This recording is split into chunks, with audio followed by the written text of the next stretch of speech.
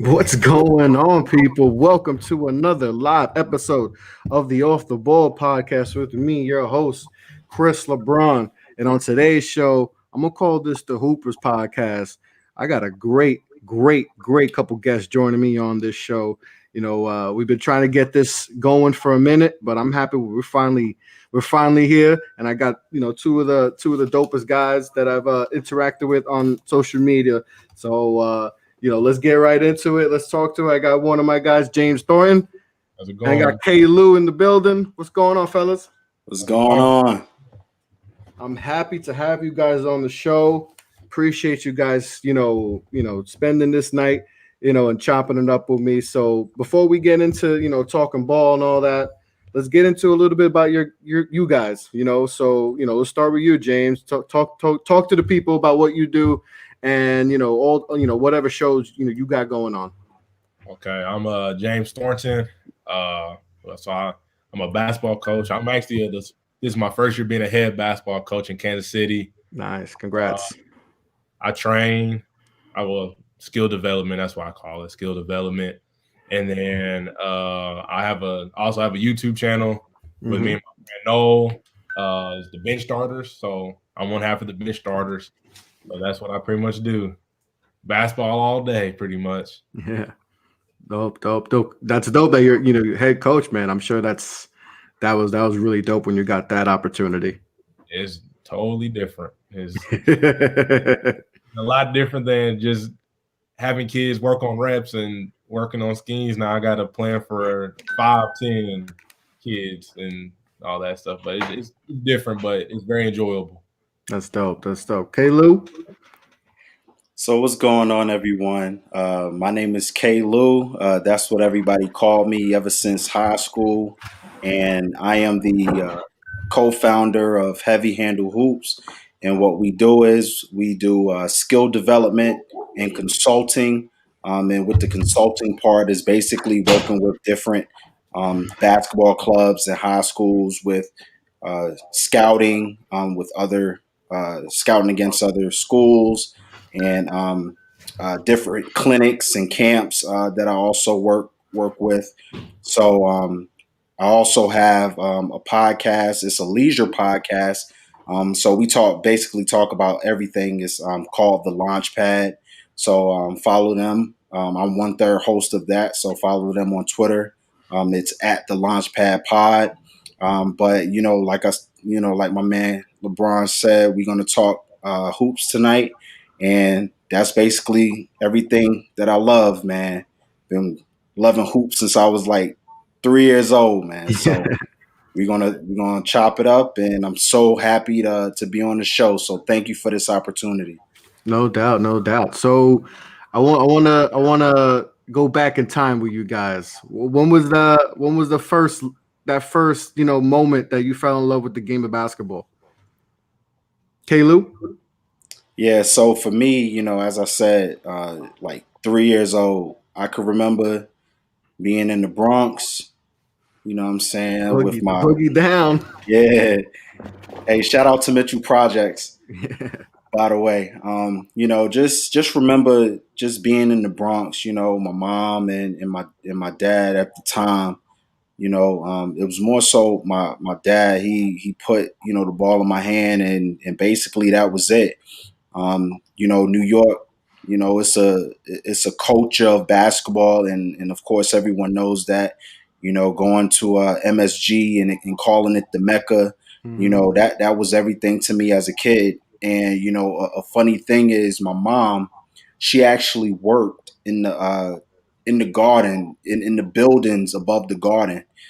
She worked for an insurance company, MetLife, and I could remember every Friday, after school, my father would take me, to her because he's a DJ. So and shout out to my father, DJ KL Rockwell. Plug in right quick. But yeah, he used to, take me, to my mom, and we would go to the garden every Friday. And when it was game night on Fridays in the garden, I mean, that was something magical.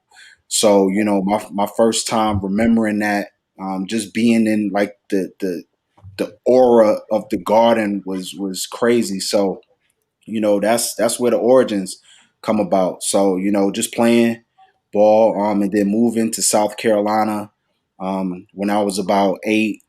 But kind of coming back and forth, between New York and South Carolina, just picking up basketball was a lot. So, played my first organized game in middle school. I was on B team, and then of course moved up to JV, and then JV to varsity.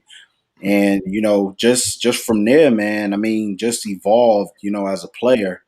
And just a quick story, in high school, I was a part of to be honest with you, I was a part of a stack high school team. Holly Hill Roberts, shout out to them. They don't exist anymore, but shout out to them. And just being a part of that culture really helped my game out a lot. And I think with that, that kind of helped me evolve to walk on at Clemson University, where I graduated. So that brief stint with the Clemson basketball team, being a teammate of Trevor Booker, because me and him were freshmen at the time. So shout out to him. That's dope.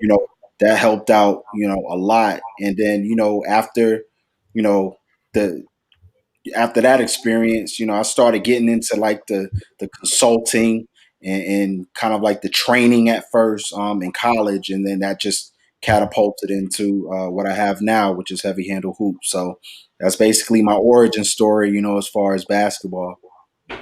That's dope. That's dope. I love one thing I love doing, about this show is stories and telling people's story. To me, I always try to start off before we get into the talking about the topics is learning about people's backstories. To me, that's just so dope, and that's such a dope story. And I'm happy you were able to share that with me. James, talk. What's your story? Talk to us. So what I would say, the first time I fell in love with the game, I was probably third, fourth grade. First time being on an organized basketball team. My uncle James was the coach, so I played with my other cousin. So I was like, man, so it was good. I was terrible. When I mean terrible, I was terrible. And then, terrible, like Charles says, like Barkley's, you were terrible or terrible? It's different. Terrible. I was not good at all. I think in the 4 years I scored in 2 years I scored 4 points. And then around 5th grade, that's when I was always going outside shooting, kind of just by myself though. Like I never really had anyone tell me to do certain stuff, but I would just go outside and just get shots up, and then that just turned into you just getting better over time, and then just finding your confidence. And so I mean, first time was probably 3rd, 4th grade, but they shifted to playing middle school basketball. I went to like a small Christian school, so basically where I'm from, like I'm not sure if you guys know where Lutherans are, but it's like a certain denomination of Christianity. So like my 8th grade year, we went to like the state for like middle school basketball in 8th grade. So and if you guys remember who Cole Aldridge is, he went to a Lutheran school too. So he was a monster when he's way older than me, but just hearing the stories when he was in 8th grade, going down there, it was cool and stuff like that. And then 9th grade, I went to the high school, and for those 3 years were great. Got better every single year. Had first 2 years of high school was cool, and then the 3rd year coaching changed, and it was just a little indifferent. You know what I'm saying? Like probably looking back on it, I probably could have handled it way better. Like, just going back, realizing as like a young man, I probably was too hard on the coach, or maybe I was just too hard on the situation in general. But then my senior year, I transferred to the school where my dad was teaching at, and then, made some lifelong friends, got better. First year I went to Missouri Valley. I loved it there because my brother went there too, so he played football there. So we were there as like an NEI school in Marshall, and then messed my knee up, and I just wasn't too happy. So I came back home. I just was training really. Like I had surgery, just train, got up shots. I went to the community college and just was working out, just trying to find just trying to find the next school. So every time I feel like I had a school, like a coach would leave or the situation would be gone, and then I ended up finding Park University where I walked on at, and I had 2 other surgeries once I got there, so I never really got to play. But I was always it was always great being with those guys, and like a lot of them are still like people I talk to like to this day. So now I train and coach and just trying to help the kid who had the same dream I did, achieve it.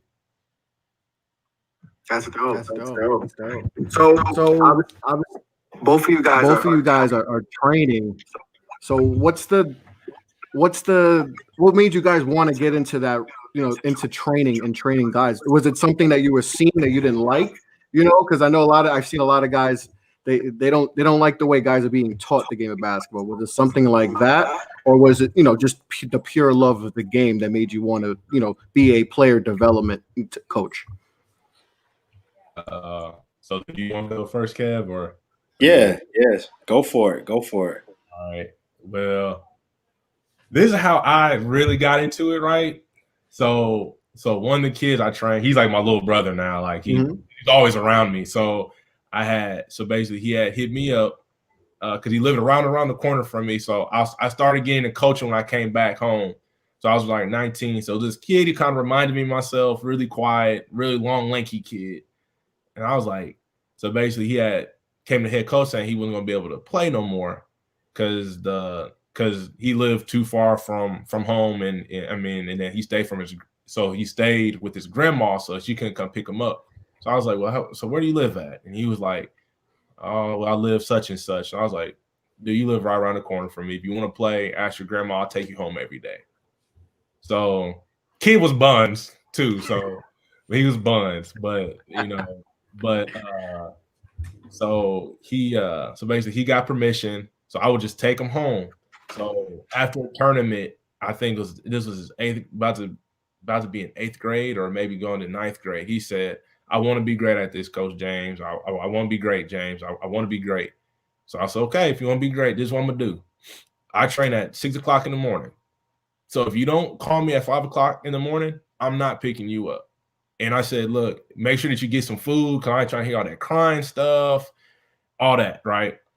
So this little dude called me at 4:45 to my, hey, coach, I'm ready.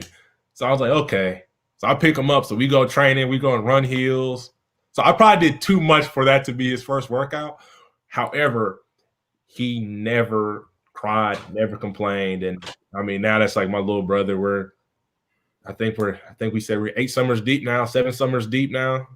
So now, like, that's my little bro, Rob. So, he was a Jayhawk Conference Defensive Player of the Year last year in junior college. So, this is going to be a big season for him too this year. But that's how I really started training because I was just getting up shots. And I was like, look, you can come, just don't sit here and complain. When I take you home, I'll take you home. Mm-hmm. So we used to be in the gym for, dude, like I'll work out for 4 hours or 5 hours. Then he'll get some extra shots in because I had bad knees. So I was like, okay, well, 4 hours is probably overkill even then. Then like he'll have AAU practice. And then the days when he didn't have AAU practice, he'd go to the older group's AAU practice. So he was always in the gym. So I always try to tell kids nothing's ever accidental when you get better. Right. Mm-hmm. And after that, I just start, saying other kids start coming along. So like one of his teammates start training and he got really good. He ended up he had a full ride scholarship to Mizzou for engineering. So, basketball wasn't, what was going to take him to get free school, but, all the stuff that he learned from just not giving up and working hard. And, I'm proud of him too. My little bro. Big shout outs to Rob and Jeray. Those are my little bros right there, man. Love them little dudes. Yeah, that's how I started. And now I got a couple other people that I work out. I really don't have like a big group. I kind of like being able to pull up to the kids' games and so I always kind of like the little like 5 or 7 where I can consistently see them and they consistently get better, and I can, go to AAU tournaments and, go down, like, I mean, come to their house, watch film with them, and, see them actually grow and help them as a person, really. Yeah, more of a hands-on approach. But when we see a lot of guys probably have 20, 40, hundreds of guys that train, when you can't really get too much hands-on with that. With that few amount, you could definitely do more one-on-one stuff and all that, and that definitely helps the player a lot, I'm sure. Most definitely. Yeah. What about you, Kaylu? Yeah, so for me, to be honest with you, I didn't even realize I was training. I think it started in college. So going back into the story where I walked on, that was like I said, it was a brief stint on the basketball team, but the experience was phenomenal. So from there, after walking on there, I actually got a hold of the Clemson women's team, and I ended up playing scout team for them.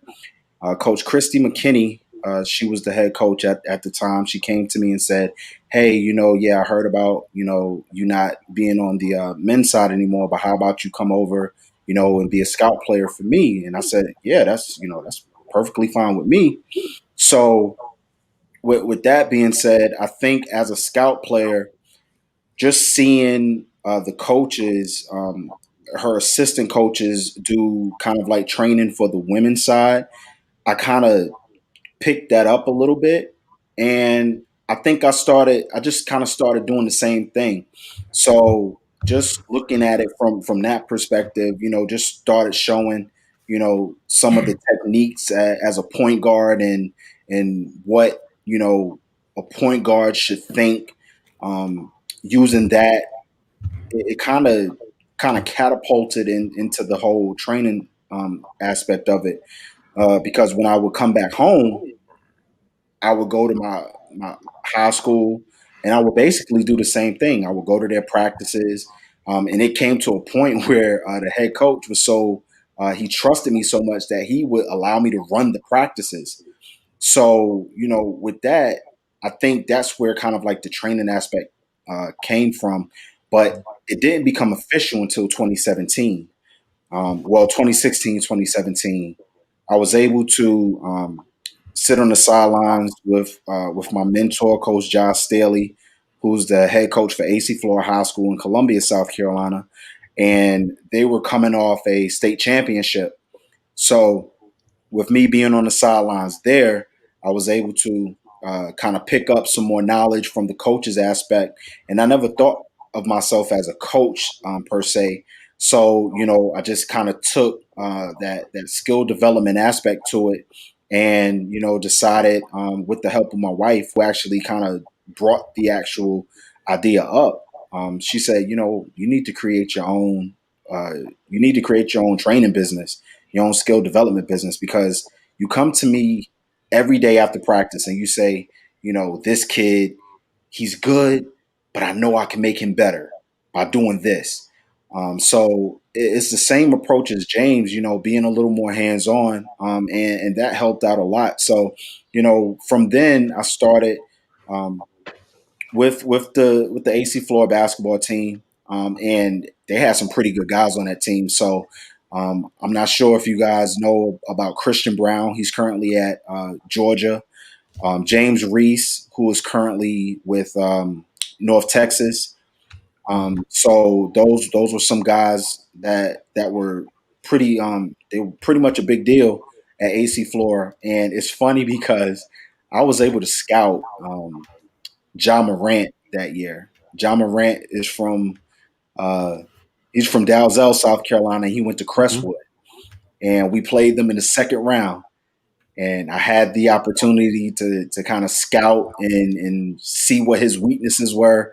And FYI, he didn't have any weaknesses. Did Um, you know back then that? Did you know back then, watching his game early on in the process, that when he's gonna be special? when we played him in that second round matchup, at the end of that game, I said, Murray State got a diamond. And I actually tweeted it. Mhm. You could probably Got find the it. receipts. You got the receipts. I got the receipts. I said that Murray State has a diamond in Ja Morant. He finished with the triple double. We I thought we had him in the first half. And James knows this. I told him this story. I thought we had him. We were up 15 in the first half, and then suddenly in the second half, he just said, "You know what? It's time to get busy." And I think he ended with 35, 10, and 11. We won in overtime, and he had the opportunity to hit a game winner. He did his final shot as a senior in high school was kind of like a sidestep corner three, and his trajectory was off by maybe a millimeter. Like it was that close, and that was an amazing experience. But with that being said, and all of that kind of um, went into the like consulting part of it. I'm more of the hands-on kind of like consultant, watch film, tell you their weaknesses, tell you their strengths type coach.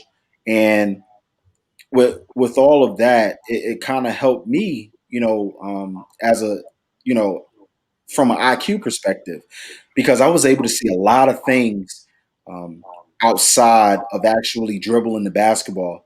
I was able to increase my IQ as well, and that helped out a lot. And I also have a Zion story too, which is pretty funny. Um, me and my uh, me and my homeboy. Shout out to Chris Lewis. He was the coach. He was an assistant coach for Columbia High School, and he called me up and said, "Hey, Zion is playing a high school called Ben Lippen in Columbia. Are you trying to go see him?" This was before. Uh, this was kind of during the Zion hype, but this was his junior year. So the summer he came out with that YouTube mixtape. Like that was that year going into it, and we saw him play Ben Lippen, and we both looked at him and the way he played. We was like, oh man, this dude is a little different. Like he's more than just the dunks that you see on the mixtapes. He got the footwork. He has the IQ. Ben Lippen was running a 2-3 on him, and basically what they were doing, he would get the ball on the block, and basically the center man would try to come double team off kind of like his weak shoulder, which is right, and he would know his guy. He had this little teammate, little white kid, right? He would always either cut to the basket or out or either flare to the 3-point line, and he will always catch him. And we was like, oh man, this dude is more than just dunks. And that was the same night, the viral alley where he caught the windmill off the alley. That Oh was that yeah. same night. And that same night, Coach Nate James of Duke was there, and we already knew the game was over. It was over in the third quarter. So me and my homeboy, we say, "Hey yo, let's go try to catch Coach Nate." So we catch Coach Nate outside in about 20 minutes. We talk, and we tell him, we like, listen, Zion is for real.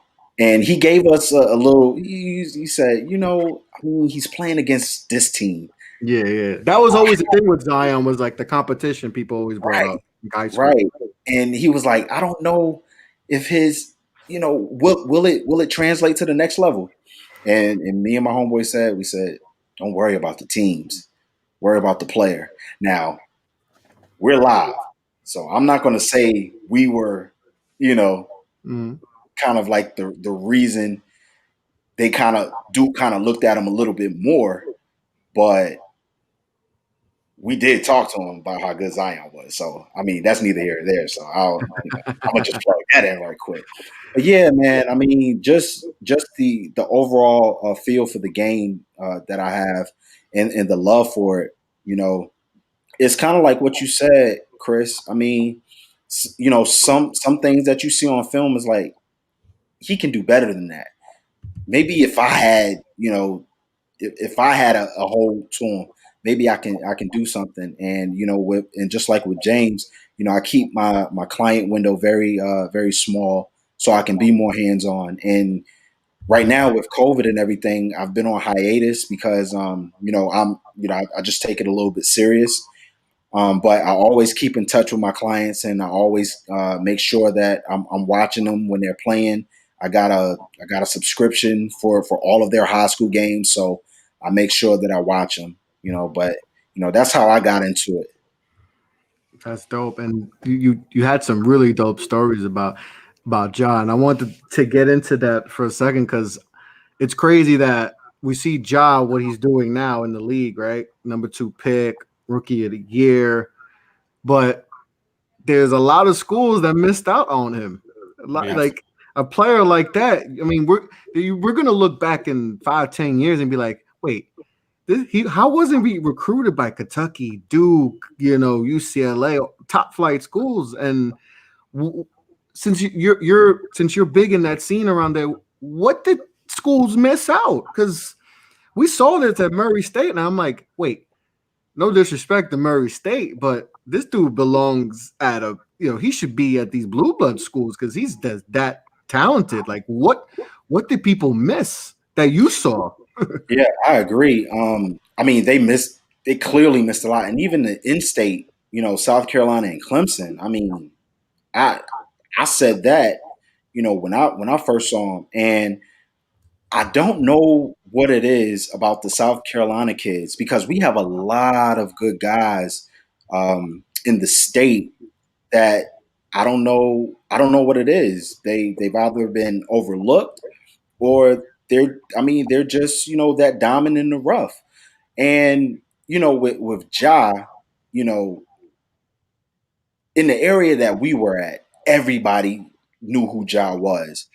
And I just do not understand, from a recruiter's perspective, how they missed that. We knew that we all knew that he was going to Murray State. And I think it was good that he went to Murray State because Murray State, of course, I deem Murray State sometimes as point guard U because they breed some real good point guards. And we can name a few, campaign, um, and oh man, his name just flew out of my head. But my guy before Cameron, and I'm looking at him dead in his eye, and I cannot get his name. He played for Houston for a while, and a few other teams in the league. Um, but with Murray State, I just thought it made sense for Ja, but I totally agree with you. With these blue bloods in the mix, why wouldn't you go after him like that? And Ja was more than just a flashy guard, that had the dunks. I mean, his IQ was up there. You know, Isaiah Cannon. yeah, Isaiah Cannon. That's Isaiah. who it is. Yeah, I just looked it up. Yeah, Yeah, Isaiah Cannon. That was my guy. Like that was my guy.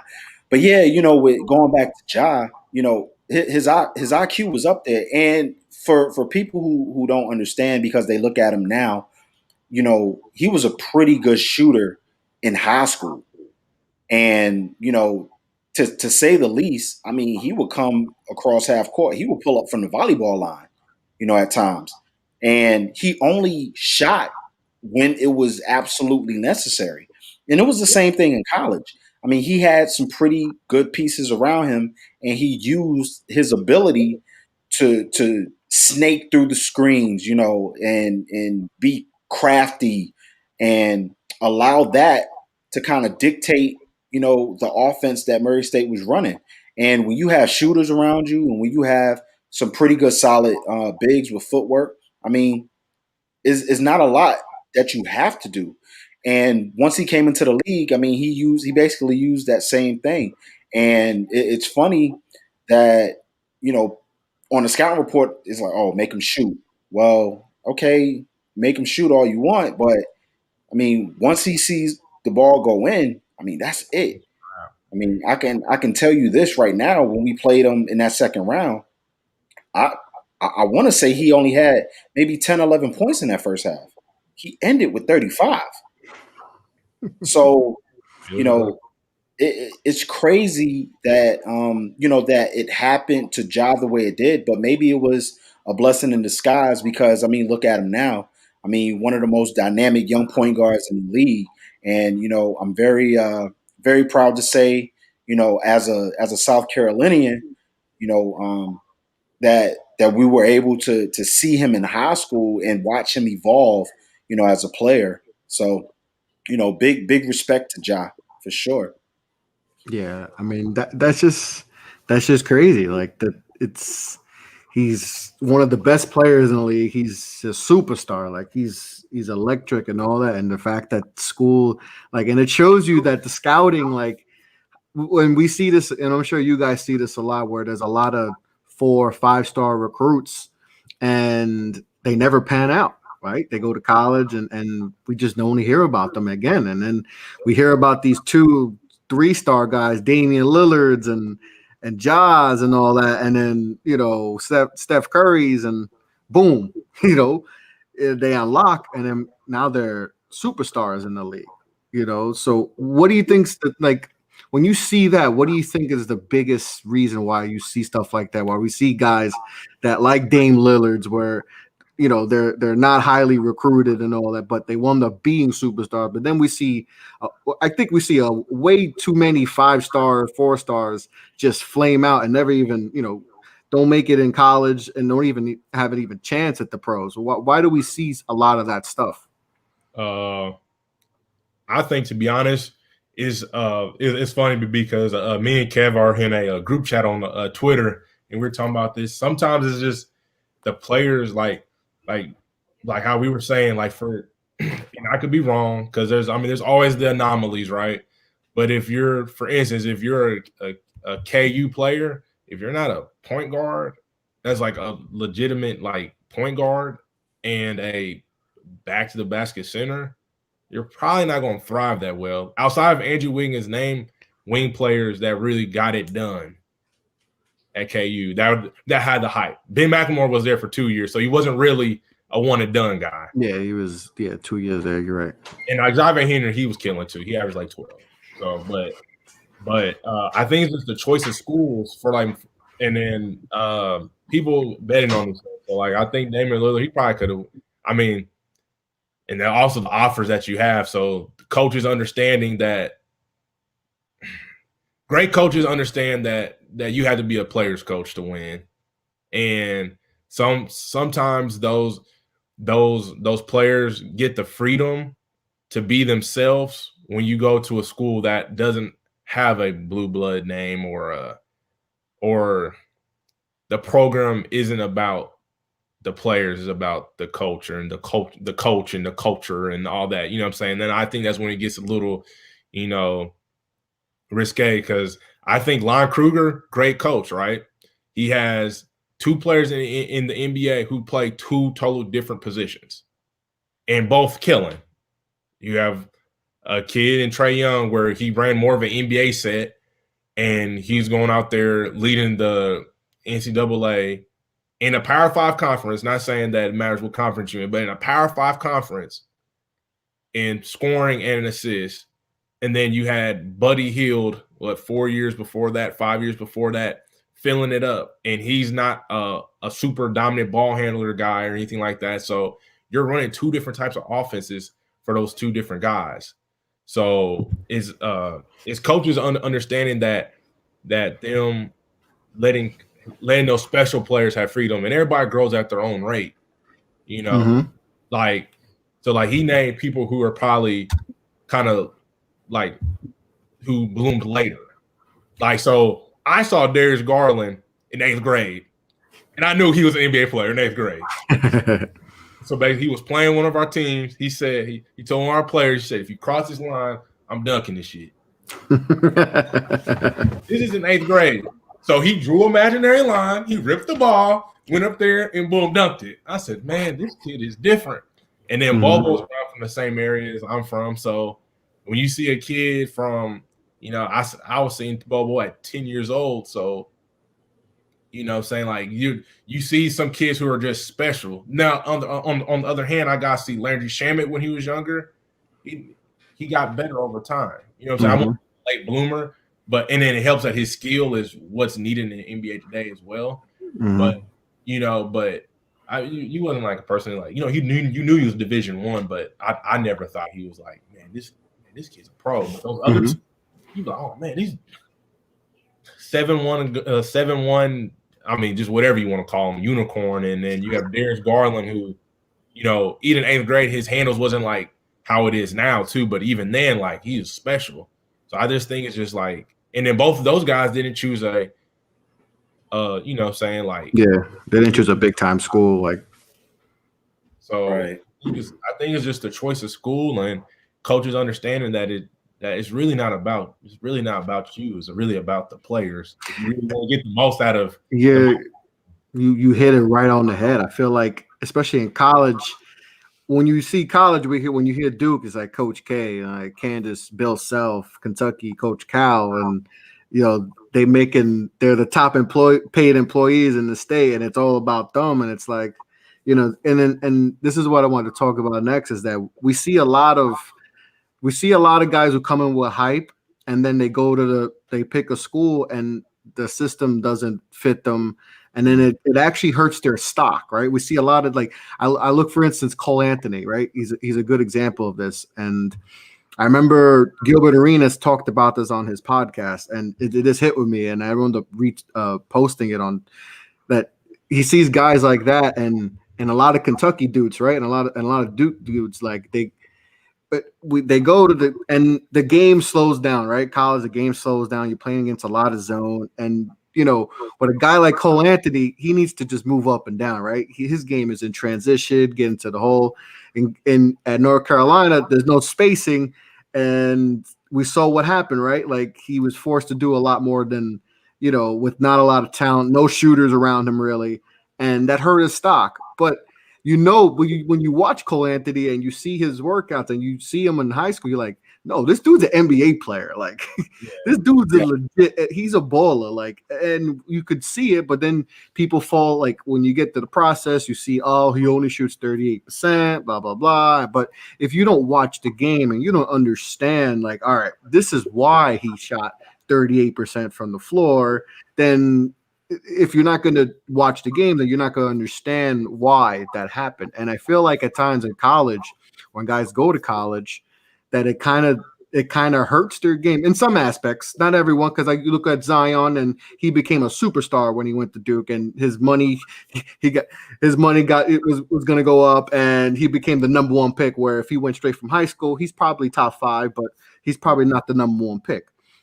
But you know that's different. But for guys like that, I see a lot of that where you see guys like that, and Cole Anthony would have been a top 5 pick out of high school, but he goes to college. It doesn't fit. Roy Williams' system is not really for him. I thought that was a weird pick, and he wound up going. I mean, still top 15 pick. He's in a good situation in Orlando, so it might benefit him long term. But you know, I'm sure he had aspirations of being a top pick, and I think that kind of. So, do you guys see that a lot? With also, like, because I see, especially with the Kentucky dudes, I feel like we see Kentucky dudes pop, and you're like, whoa, I didn't see Bam do that in Kentucky, or you didn't see Booker do what he did. Because if Booker was doing what he did now at Kentucky, he's he's top right. 3. You know, so why do we see that? You know, a lot with guys that they go to college, and we're like, you don't see it, and then boom, they pop in the NBA. Like, why is that happening? Hey, I said something, Kevin, first. Yep. Yeah. Because so if you guys remember the when Kentucky was playing Wisconsin, right? With Julius Randle and all those guys. Mm-hmm. So and then and then I always tell people you got to have a little bit of politics in there, right? Mm-hmm. If Coach Cal had let Devin Booker or Tyler Ulis finish that game, them twins is coming back. Mm-hmm. They play. So whichever one was hitting all the little jump shots at the end of the game, stuff like that. That was amazing feat or whatever. But it's also like once again, it's a program thing. So But Coach Cal, you're trying to push kids out. So if I let Devin Booker go do all that stuff, because you remember Devin Booker's dad's a pro. Mm-hmm. Right. His dad's a professional. So he's not going to just have his son just, you know what I'm saying, especially when he's probably in high school. He wasn't probably the tallest kid. I mean, he was 6'6" now. So let's be for real. He's probably like 6'5", 6'4.5". So he's not just going to be a catch and shoot person. So and his dad was a point guard. So you know that to put the ball on the ground and do all that stuff. But if you let him go do that, the other guys that's on your team now probably have to come back next year. So now that next group of kids that you want, it's hard to bring them in because you got juniors who are going to be naturally better than any. Like look right now, like Kentucky's losing, but they're losing not to teams that are just worse than them. Teams are veteran teams, yeah, veteran juniors, seniors, yeah. Yeah, but that was my opinion on that one. Yeah. Yeah, so looking at the landscape of the NCAA, and I learned this as a walk-on. The NCAA is just a different league, Way different. And we have different coaches with different philosophies. For example, when I was at Clemson, Coach Oliver Purnell was a coach, and we ran diamond, like hard nose press, just about the entire game. And of course, that required a lot of conditioning. And I think it helped Book because Book was an athletic 6'6" guy who ran a pretty similar defense at Union, but he just didn't have the talent around him at Union High School. But he was able to thrive at Clemson because, everything was kind of like run and gun from a defensive perspective. And then also offensively, Coach Purnell liked to run kind of like a high motion, high pick and roll type offense. So Book was able to get a lot of those shots off of the roll with Vernon Hamilton and Cliff Hammonds, because at that time Vernon was literally the only point guard on the team. That was why I was able to walk on basically, because he had Cliff and Casey Rivers basically playing the backup and had them staggered. So, with that being said, being able to kind of adjust to the coach's philosophy. And I can give you another example, Trayvon Duval. Yeah, Him going to Duke. That year with Marvin Bagley, defensively they weren't the best, so he got stuck in a 2-3. So NBA scouts wasn't able to watch him defensively, and then on top of that, even though he was a 5-star, he was exposed because he couldn't shoot. I mean, the scout report said, "Yo, just let him." Leave him open, play a little bit of zone, just like how they're playing zone on us, and make him be a shooter. And unfortunately, that's what happened, and that's why his stock dropped tremendously. Because if he came straight out of high school, he probably wouldn't have been. No doubt. Yeah, he's a first rounder, no doubt. He probably wouldn't have been lottery, but he's a first rounder, no doubt. Mm-hmm. But unfortunately, with him going to Duke, I could see him and me and James talked about this as well. If he would have went to somewhere like maybe a Kansas or went, even to be honest with you, even if he would have went to Kentucky, being an athletic point guard, with the way Cal runs his system, with Derrick Rose, John Wall, these guys weren't the best shooters in college either, but they used their athletic ability to become number 1 overall picks. So, sometimes with the league itself is very difficult because we're not talking about 30 teams. We're talking about hundreds of teams. And then, not only Power 5, then you go to mid-major. When you have 68 teams in a tournament field, you're dealing with 68 different defenses, 68 different offenses. So, with that being said, I think sometimes with some of these players coming out of high school, I don't think they value the fit.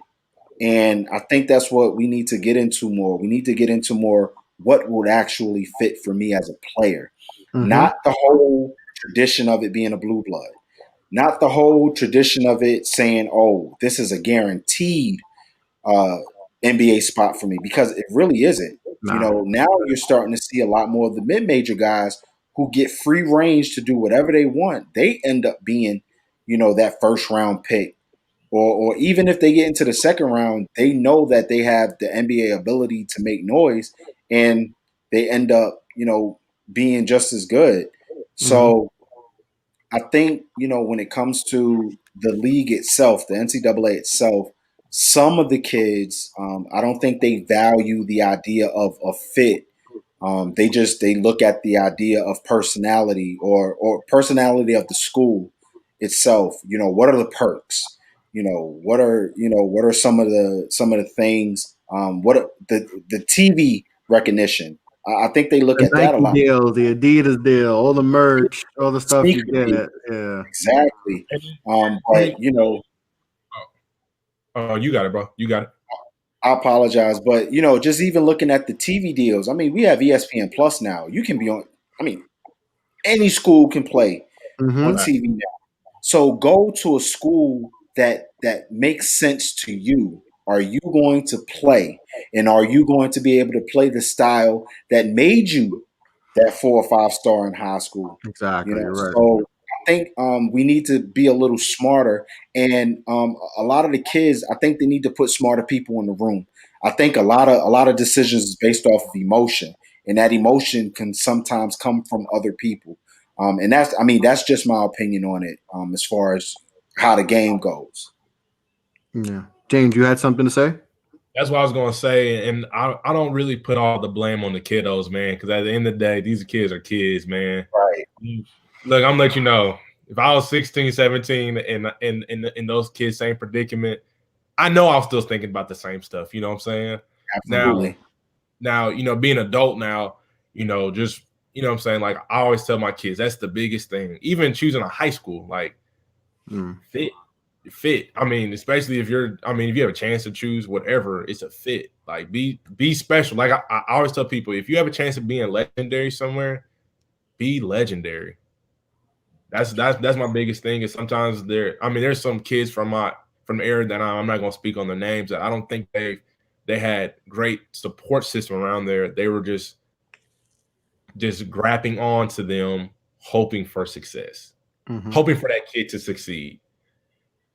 And then, if a kid flame out or whatever, you don't see those same people, that's sad. So you have to, the parents have to do a better job being around their kids more, choosing these thoughts, and like during that thought process. And yeah, that I'm telling you, that's the biggest thing, is about It's fair, yeah. people being around them. And to add on to that, James, and also sometimes I kind of forget about circumstance, right? Because sometimes the fit is there, and then suddenly you're not winning, and the coach gets fired, and then they bring in a new coach, and that coach bring in their guys. So excuse me for being insensitive about that, because you got to think about that also. But as you said, fit is very, very important. And I know sometimes in college, when supersedes everything else, it supersedes development. It supersedes the student, and the student athlete. It supersedes a lot of things, because, of course, sometimes when you look at it, the money, it's that almighty dollar sometimes. And sometimes with these kids, it's definitely that, right? Because let's face it, let's keep it real. A lot of these kids don't come, from good situations, and they are also looking for security. They're looking for insurance, Yep. and they're looking for their abilities to help their families out as quickly as possible.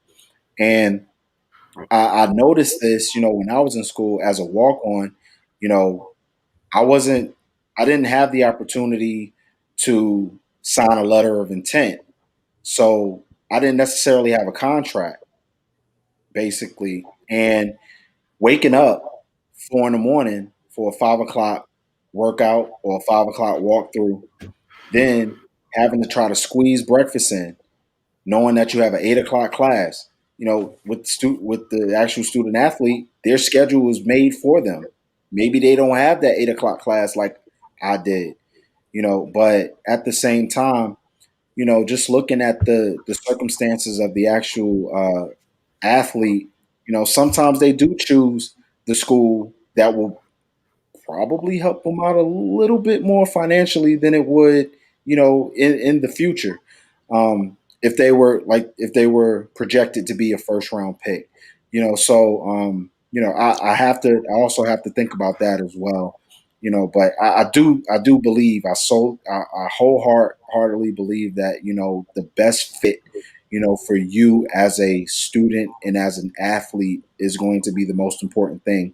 And I can't convince you otherwise, but sometimes, being patient is more virtue than seeing um, the quick buck or the quick success that you thought you would see, when you're being recruited.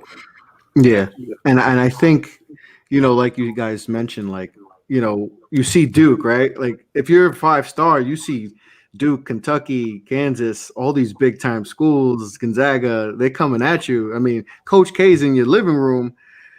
It might not be a good fit because they already got, such and such here, but you got Coach K here. It's like, damn, like I dreamt about playing at Duke and playing at Cameron Indoor and the crazies, and being on ESPN every night, right? You play at those big schools, you're gonna be on ESPN, CBS, big time, prime time games every day. So you might think, all right, I go to Duke, Kentucky. I'm going to go in the league in a year. They always pumping out guys, but for every, Zion, RJ Barrett and, Bagley, there's guys that that don't make it, there's Chase Jeters and there's a bunch of guys that we don't, especially Kentucky too, right? We see a bunch of Kentucky guys that don't get drafted, so it's not a guarantee. Like, yeah, we talked about Trayvon Duval, right? 5-star, he probably thought, I'm going to go to the league. I'll go one and done. I'll be a first round pick. Boom. Didn't happen that way, right? He thought he was Kyrie, probably. Robin? He probably thought he was Kyrie. They were both exactly top point guard. And I think social media has a big thing to do with that, right? Because when you're getting all you ball is life, all these social medias overtime hyping you up, right? I seen all the Trayvon Duval stuff with, him, and it's like he was hyped, and it's like I'm sure he felt himself. He was feeling himself like, yo, I'm a 5-star. I'm going to Duke. We'll play with Coach K, and obviously it didn't go the way he wanted. He's been bouncing around, some G leagues and all that, but it's just crazy how that happens. Like it's really crazy that, if he had picked a lower tier school, maybe we're having a different story, right?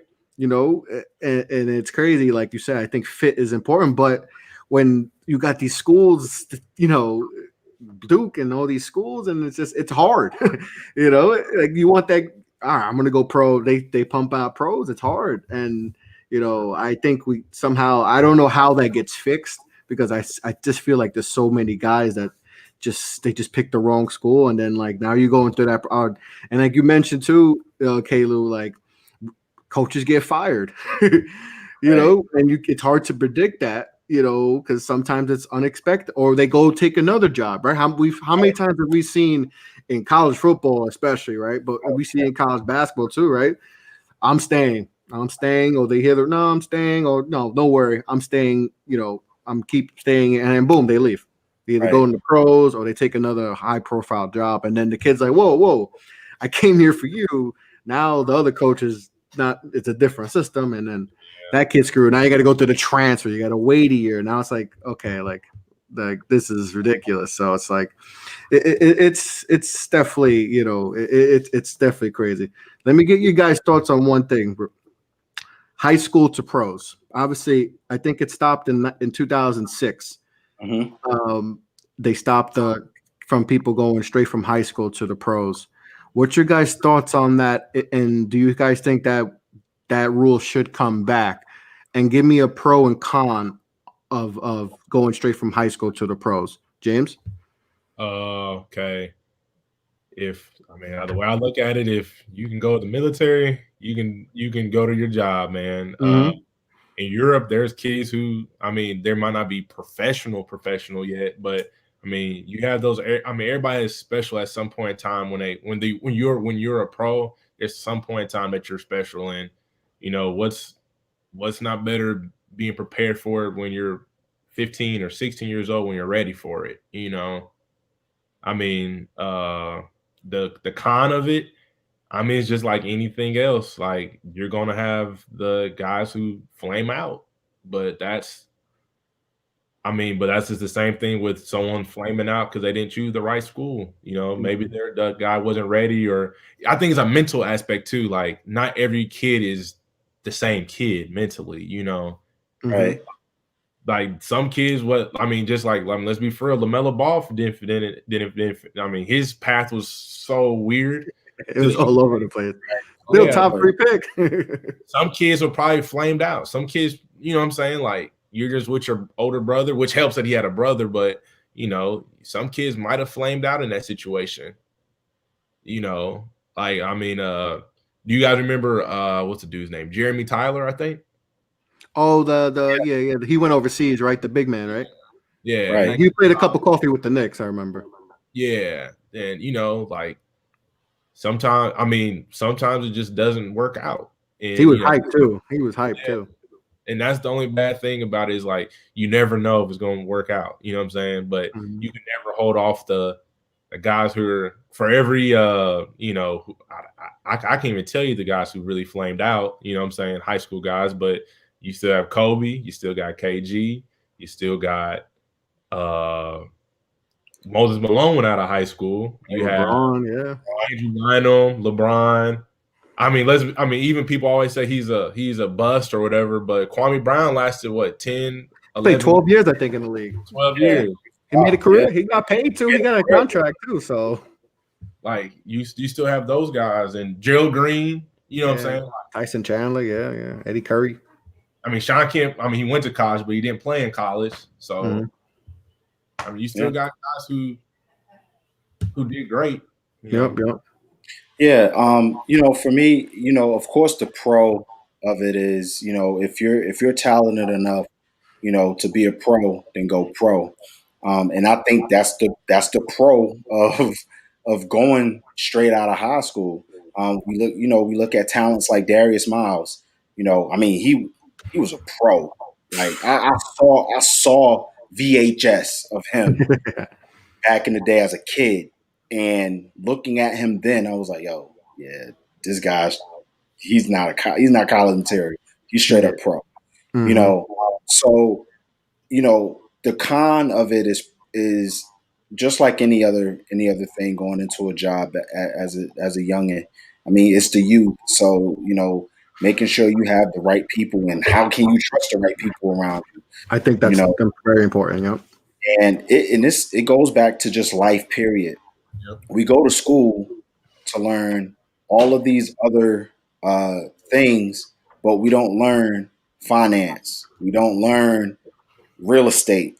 We don't learn, stuff like that. And I think if you're taught that early, at a very early age, even in high school, learning economics, the true, definition of macro and microeconomics, then you'll hold your own a little bit better, especially if you're going to be a pro, because when you're a pro, all it is business anyway. And if you know that early, then you'll have some type of advantage. So I would think that would be the pros and cons, of going to the league straight out of high school. I do believe, when that rule does come back in 2023, I believe. Yeah, it's coming back soon. Yeah, it'll be beneficial. But I think when it comes to the whole idea of it doesn't matter. The league ends up winning regardless. Yep. So whether it's the NCAA, whether it's the NBA, those leagues are going to win regardless, because there's always going to be somebody who represents that particular league and fans who would root behind that player.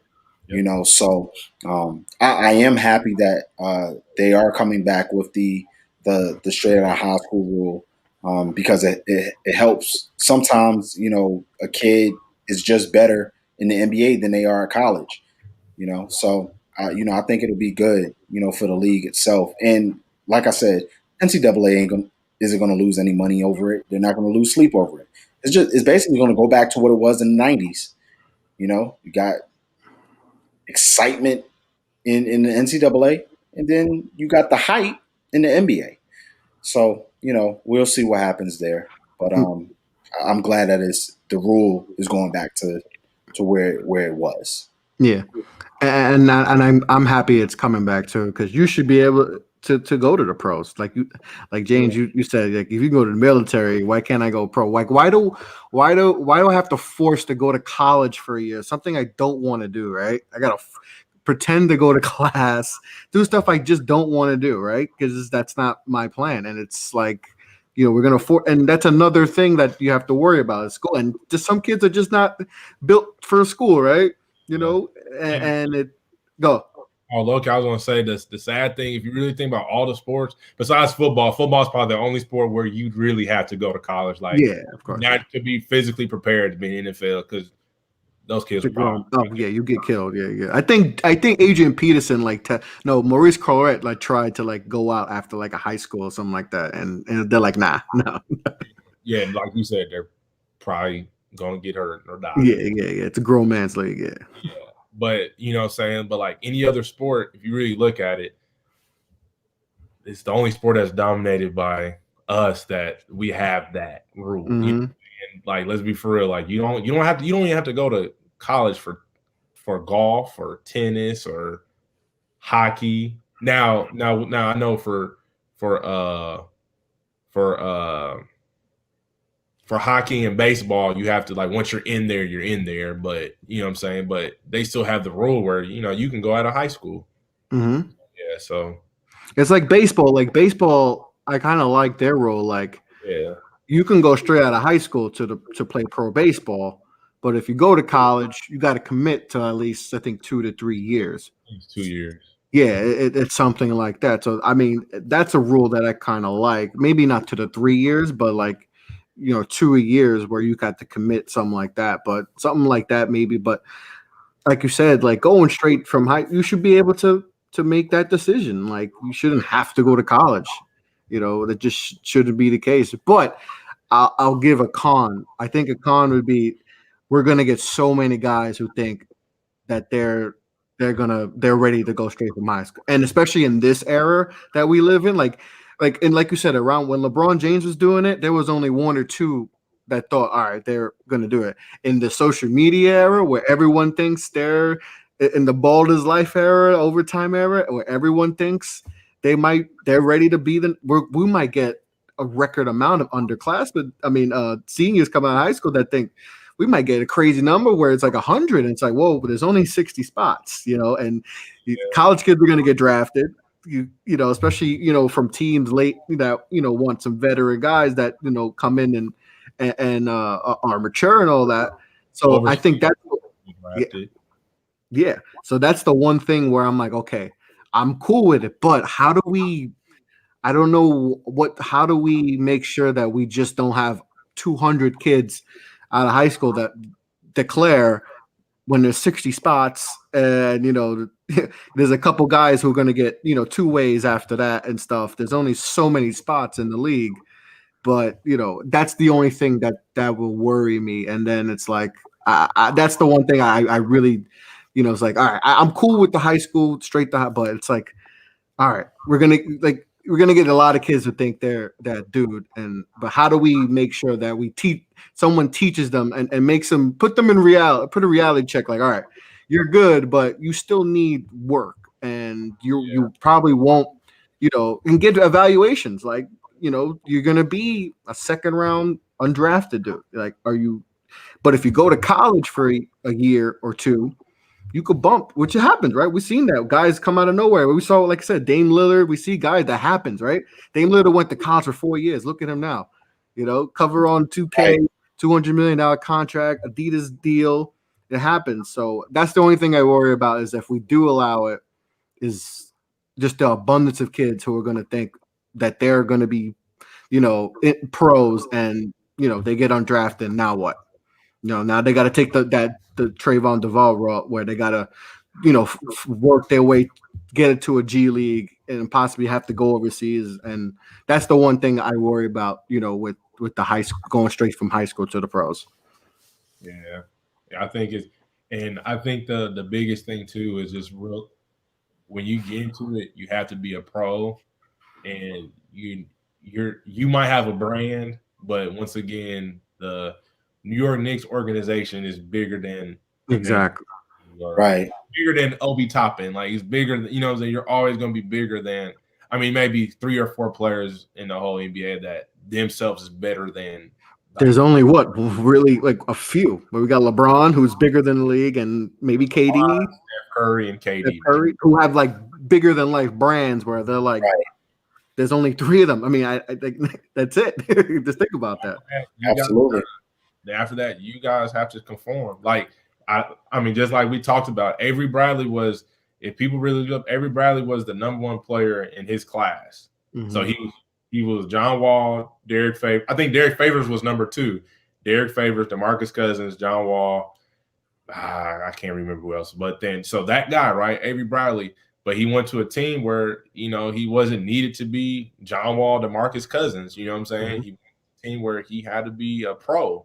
And he probably had good people around him who was like, hey, you have to be a pro. Like, it's okay. You know what I'm saying? You're going to make plenty of money. Exactly. For your role, right? You know what I'm saying? But sometimes you don't have that. You might have guys who are kids who are 17 years old, once again, thinking that, they're the man. In high school, you were. But when they're being told that by everyone in the comment section and everyone on YouTube and everyone, like you said, all these big platforms telling them, yo, he's the dude. Look at that dunk. Look at that. Oh, yo. And then, they fall in that trap, and then not realizing that, okay, still got a lot to work on in your game, Yeah, absolutely. Because and one thing, I know that athleticism is probably the number 1 component of dependability in some of our younger kids, and sometimes skill hadn't been taught just yet. Exactly. And when you try to rely solely on that athleticism, and then once you get to a league where it's highly skilled and that athleticism is a fraction, especially if a team, if a team picks you for let's say fit, right? Because I think this year's draft was a lot about fit more than just being a superstar that will change your franchise in 1 year. So like last year was more of you get the one guy that'll potentially change your franchise. But when you look at some of these teams, and they try to find fit, sometimes the scout's eye, it may not have been the right fit because they chose someone who's athletic, but you're in a division with teams going against teams full of skill. Perfect example is let's look at the Western Conference and that Pacific Division. You got Dame Lillard, you got Steph Curry, you got CJ McCollum, you have Anthony Davis, you have Paul George, Kawhi Leonard. A lot of these guys from a one-on-one perspective, I mean, they have some type of skill in their game. You even have LeBron, who's developed skill in his game. So if I'm a team, am I really going to try to just draft someone and rely solely on their athletic ability, offensively and defensively? Probably not. I'm gonna probably try to look for a guy that can kind of match that skill offensively and defensively that can potentially help our team. Because like I said, that Pacific, conference, and I'm sorry, I don't think Portland is in that Pacific conference. I think I call that, but I don't think they are. But when you have guys in that Pacific conference, utilizing that type of skill, sometimes, athleticism is just not going to do it. It might do it in the Eastern Conference against the Miami Heat, who is hard nosed, tough, measuring body fat and stuff like that. But it may not.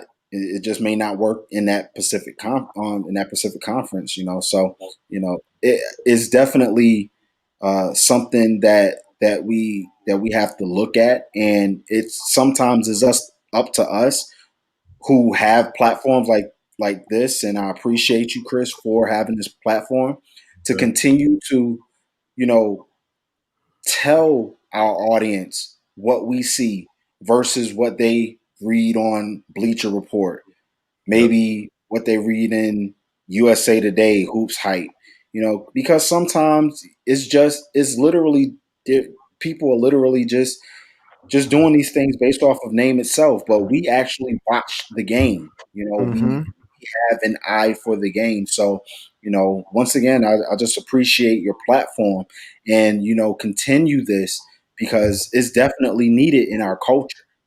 Yeah. And that's why I found it important when I started the podcast to do stuff like this and reach out to guys who understand the game, develop players, and just have a better understanding of the game. Because, I think that's important. I think we get lost in that. And I think it's important for people to understand, why stuff happens in games and why this player did that in the games. And I think, having guys like you and having the amount of people who had on my show, just teaching people the game, understanding the game of basketball, like, because there's more to it than just, what you see, right? Because I think people fall in love, like you said, like we fall in love with the Instagram stuff and the highlights, right? I saw LaMelo Ball with the pass, right? Everyone fell in love with the pass, but then I'm like, but look at the rest of the game. Like he went 0 for 11. He had 5 turnovers. Like why are we fall? It was a beautiful pass. Don't get me wrong. It was beautiful. But it's like, all right, there's more to it than just, so that's why, yeah, like it was a nice pass. I mean, it was a really nice pass. Like it was beautiful, but he went 0 for 11 from the game. Like they're not mentioning that, like he had a horrible game. So, but I appreciate guys like you coming on the show and be able to talk. So before I let you guys off, and I appreciate you guys, sharing your time. What are you guys looking forward to for this season? The season, we had the bubble. This happened. I know Kaylu, the Knicks, we're feeling optimistic for now because we've been through this before, right? This trap. Don't give me that look, James. Don't give me that look, James. Trap. James, I'm sure you know what team you rock with. I mean, I'm most definitely a players guy, but all right, you're probably better off that way. You're probably way better off because being a Knicks fan. John Wall, though. I love John Wall, and that's one of my favorite players to watch, and of course the Lakers. So yeah, you're better off being that way because Kaylu, we know being a Knicks fan. It's see that face he made. That's I've divorced the Knicks about 6 or 7 times, and the receipts are there on Twitter too. I've publicly divorced the Knicks and then came back as any last season. I was literally like, I think I'm gonna stop being a Knicks fan. Like the devastation of knowing, like knowing that, like at one point that KD, Zion, Kyrie was like a real like it was legit. Like it wasn't like we made it up, right? It was a legit chance. Like it could have happened, right? The lottery doesn't go our way. It's like, like you start feeling it, like that bad feeling in your chest. You're like, okay, and then and then you're hearing like, all right. Then obviously the KD injury, and it's like, okay, all right, that's not good. All right, and it's like, and then it felt like, yo, everything's bad's happening. We're not gonna get no one. And then it's like Kyrie wants to go to Brooklyn, and like, yo, if and the Knicks don't want him by himself coming to New York, it's like, this ain't gonna happen, right? It's not gonna. And then Kyrie goes to Brooklyn first, right? And it's like, KD's going to Brooklyn because Kyrie didn't go to Brooklyn by himself. Done deal at that point. And then it's like, I remember getting following Woj and just waiting and then refreshing it. And then he said, breaking news. And I'm just like looking at it. I'm like, and then my couch. I'm like, oh my God. like We we have get no, we're hopeless. nothing. It's hopeless. And then like we signed Julius Randle, and it's like, oh, okay, all right. Kentucky. Hey, that's a Kentucky boy. So I know, but this and I think that hurt Julius Randle too a lot. Like he's a good player, but like yeah, when you expect to get KD, and like Kyrie. I don't care if KD has no Achilles. He can have no Achilles. Like I'll still take KD over, whatever we got last off season. And to me, I know Kaylu, I'm sure you were devastated, but that hurt. But it feels like this did again. They putting some respect back, and it feels like there's hope ish. Yeah. I So won't I go was complete hope because there's always way. Like I thought Phil Jackson was the guy, and then obviously that didn't work out, and right, he messed up right. every relationship possible. But I kind of feel like all the Knicks people I've talked to, have had on my show, they tell me like it's different. It's not the same old Knicks. Like Yeah. it feels different, and I'm like, okay, so it has me feeling optimistic, about them. What about you? As a fan, and let me get in fan mode right quick because I can, but I always tell people when they argue with me about the game, I said, listen, don't talk to me as a fan. If you're a purist, talk to me as a purist. But if you're a Mhm. fan, your bias is going to kick in every time. So let me get into fan mode right quick. From a bias perspective, yes, I do have a lot of optimism. Um, from a purist perspective, we need to see the younger guys eat because it's already been proven that when the young guys are out there playing, the young guys will be able to produce, and that's not taking anything away from Julius Randle, from Elfrid Payton, from Austin Rivers. All of those vets. It's taking nothing away from those guys, Mhm. but it's the proof is in the pudding. Quick, he was phenomenal in the preseason. Kevin Knox was. It's almost like summer league Kevin Knox. Yeah. The last two games that they played, and of course you have Mitch, who's always going to be Mitch. Even DSJ was looking pretty good out there. So I really feel like if Tibbs doesn't fall off the wagon and try to go so vet heavy, and allow those young guys to come in and bring us solid minutes. I mean, it could be promising. I'm not going to promise, of course, an eighth seed right now, but when you look at the young guys, I mean, you have to allow the young guys to develop, and in order for them to develop, they got to play the game. Don't Mhm. allow them to just play in practice. Allow them to play the actual game. Yep. And we have real young squad. I mean, even some of the even like Frank, he's still He's the kind of longest young. tenured player on the team. I think he's 4 years. He's the longest tenured Nick right now, and he's like So 23. exactly, he's 23. That's still considered young. That ain't even prime yet. So Mhm. I think from a fan's perspective, I do see the optimism, and I hope that we could. I compare it to kind of like the Carolina Panthers, with me being in the Charlotte area. If we can at least look good, look competitive, maybe we'll lose the game based off of lack of experience in winning.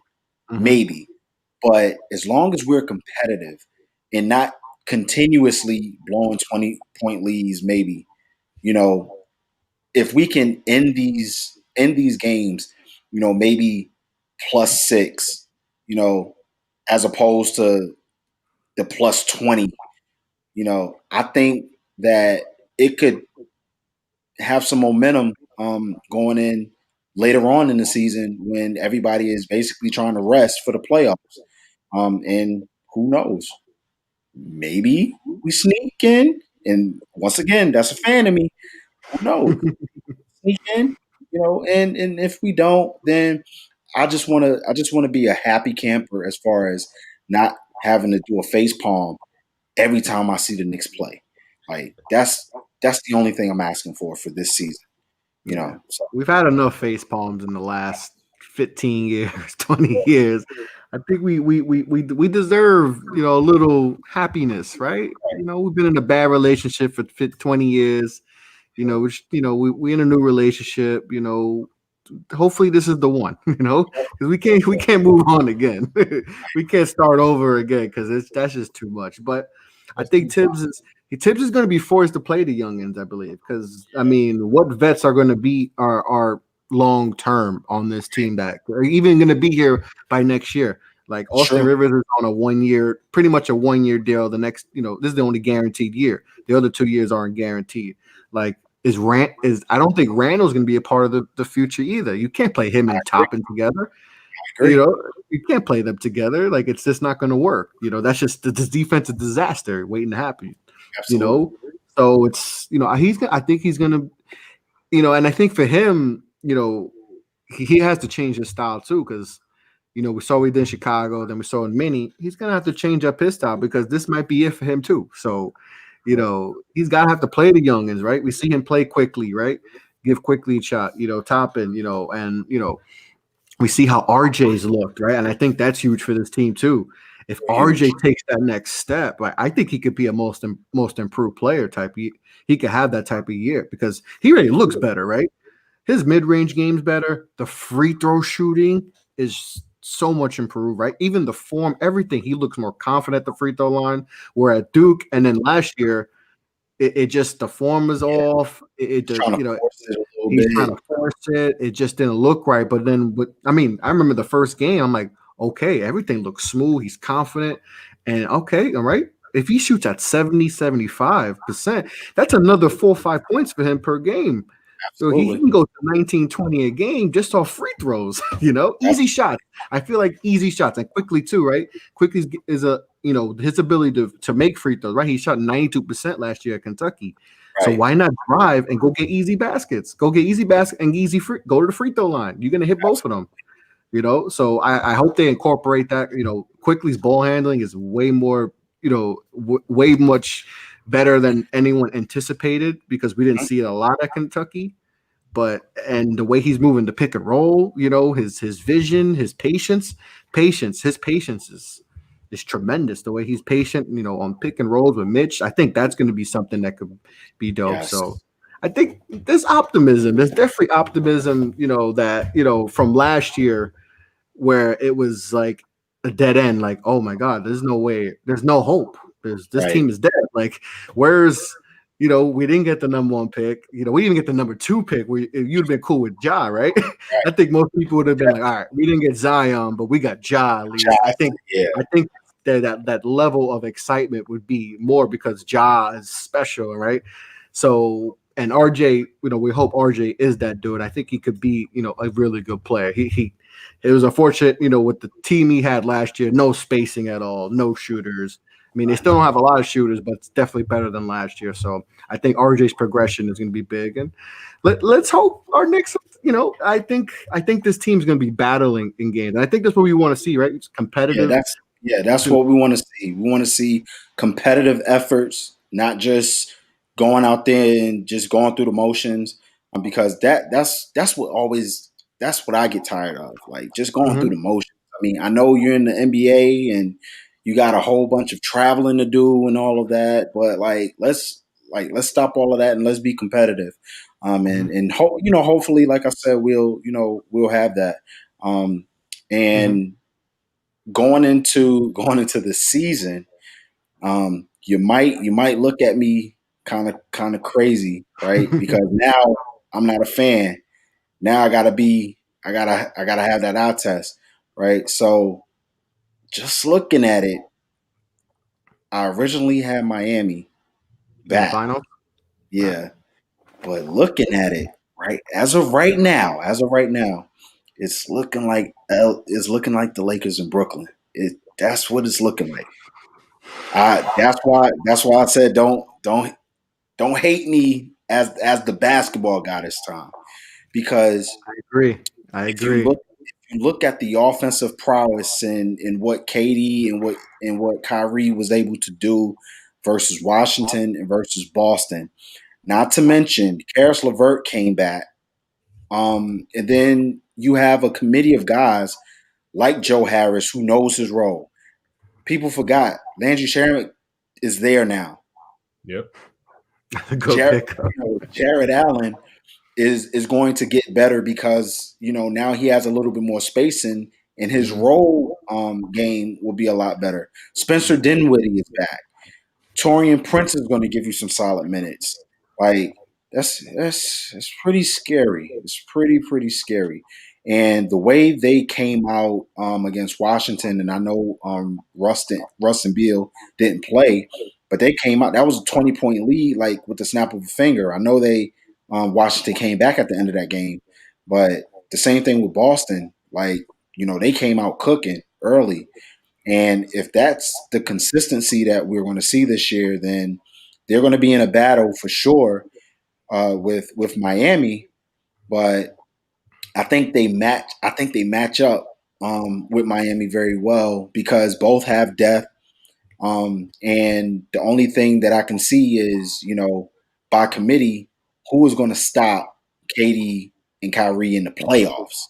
That's Yeah. going to be the biggest question. They have And takeover guys the Nets. Right. Miami, like Jimmy Butler's great, but we saw what he did in the finals. Like he literally had to use every ounce of energy to give you 40, and then the next game he was dead and they got blown out every time he did that. So, but with the Nets, Katie is, he's so smooth that he could drop 40 without breaking a sweat. Yeah, and unfortunately, that's what I was afraid of as far as Yeah. picking. But I mean, that's what it's looking like right now. So it is definitely going to be an exciting season, and I can't wait for it tomorrow. Oh yeah, of course. James, who you think's gonna be playing in the finals? Man, the same thing, man. L.A. and Brooklyn. Brooklyn. It's funny going back to the development thing, right? So when I'm coaching my younger kids, I always tell the kids, man, every player has two. I mean, because they're little kids, so I'll say like every player has two superpowers, right? Now you might strengthen up everything else, but you have two superpowers. When you have a guy like KD, his superpower is just scoring the ball, and Kyrie Irving's superpower is scoring the ball, and they just do it effortlessly. Like just how you said, Jimmy Butler was smoked. Like he was gassed after that. Mm-hmm. That's not his natural thing. Exactly, yeah. But when you have guys who just KD just casually can, go for 35 and Kyrie Irving can casually go for 30, like casually, what I'm saying? That's 65 points. Effortlessly, especially KD. He's effortless. Like I've never seen anything. I don't think we've seen anything as smooth as KD as far as a scorer. Yeah. So, and then, but I mean, I like LA too again this year. I think they were deep last year, and I think they just got deeper this year. You know what I'm saying? I think that they still kept guys who know their role. I like the Wesley Matthews pickup. I like, I wish they had tried to kept Dwight, but Marc Gasol, he fits in. He shoots corners. Montrez. I mean, Montrez, yeah. I mean, I'm really sold on that one, but I guess but it's a nice for what they paid for it. He thought he was going to get paid, and they wound up getting it for the mid levels for 1 year. So it was a good deal, a good bargain deal. It was a good deal. I'm not really. I mean, as long as he's out there at the same time as Marc Gasol or AD, I'm cool because I saw what Sanders was doing. Yeah, the bubble didn't do him any justice. That hurt his pockets. Probably the most out of any player in this offseason. His pockets got hurt the most because he was gonna try to get like a $70+ million deal, and he wound up taking the mid level. To now he's got to re-up his market and hope that LeBron can get him paid next offseason, like LeBron usually does with guys. So, but yeah, he didn't. The bubble didn't do him any justice. But they got better though, so once again, teams will make trades too, so we have to see what happens with James Harden, what team he goes to. Because I like how the Nets are formed right now. I don't like James Harden with the Nets. It doesn't make sense. They don't need him.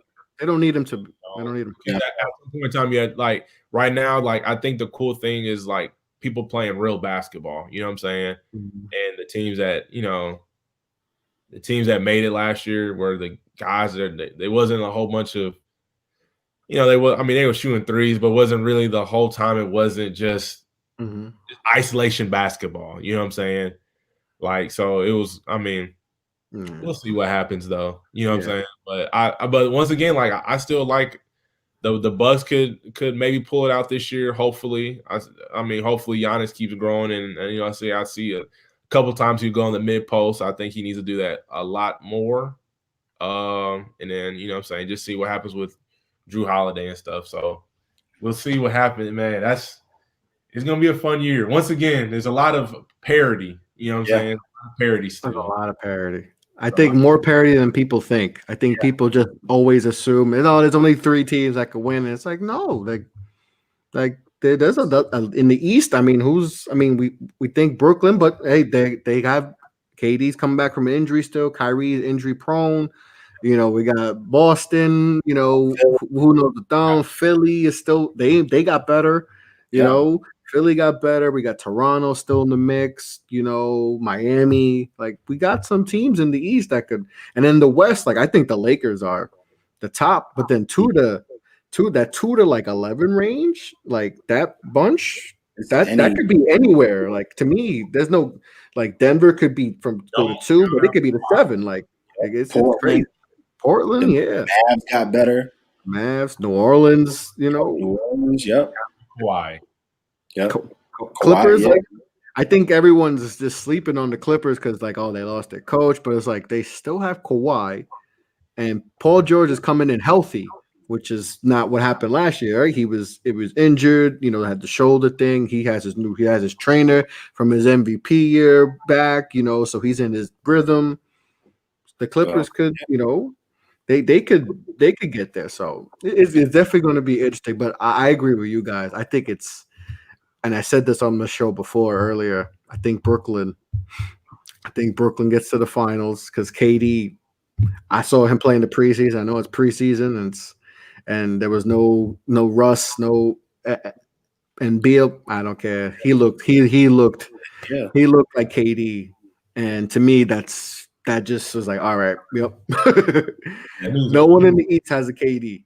No one in the East has a KD. He's one of a kind, and I think they come out of the East, and Lakers come out of the West, and I think LeBron wins back to back and gets another one. He gets one closer to get into 6, but that's my prediction. I think we all agree on that, but I think we all agree that we're happy the NBA's back, and you know, even though there's no fans and all that, you know, we'll see them back in the arenas and all that, and but definitely excited to see ball back, and I'm appreciated that you guys were able to come on the show, chop it up with me for the last hour and a half, and just have a dope conversation talking about all things ball and all that. So I appreciate you guys, tremendously for coming on the show.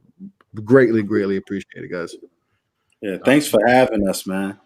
No doubt, no doubt. We were trying to work on this for a little bit, and like I said, appreciate you guys, taking out your busy days. I'm sure you guys have, and chopping it up with me. It's appreciated. Before we sign off, people, and I appreciate everyone who watch on Periscope and on YouTube.